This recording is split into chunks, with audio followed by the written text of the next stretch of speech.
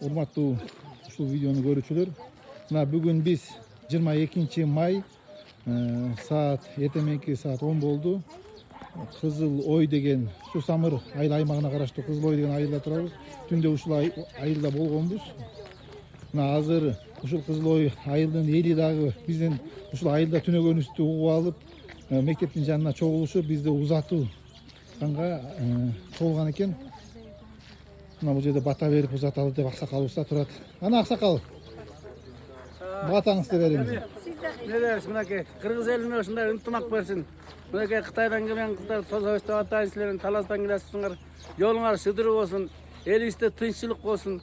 Kuday uşunday ынтымактан ayırmasın. Aman bol olur, densolukta olur, ülkemizde tinçlik olsun.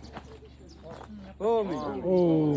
Ekelin ынтымагы versin. Amin. Apa. Алдыга кеткен ошо кыздарга рахмат. Ошо жигиттер баштабаган ишти баштап, ошо кыргыз элим, жерим деп келаптыр. Ошо кыздарга чоң ыраазыбыз алдыга кеткен кыздар.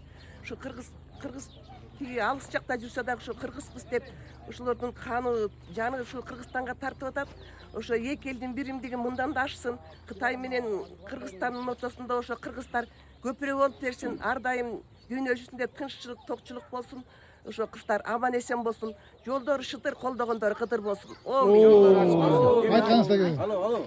Келиңиз, аксакал. Şu bir ayda turgan sözüm var. Buna şu doldan 93-жылы Yusuf Mama'yı ötüp buna şu жерге токтоп автобус. Токтоп, жерди катуу жерди тиреген. Ушул жерге токтоп автобус менен. Ошол атабыздагы ушул жерге келип кеткен. Ушулдай айыл Кызыл Ой деген айыл. Ошо Кытайда да бар экен. Ошол жерде да ошондой жер титирепти. Ошондо келип бизге өзүнүн акыл насаатын кубанычын бөлүшүп анан бизден 10 миң деп коштошуп кеткен. 93-жылы. Gel siz de bata koyun.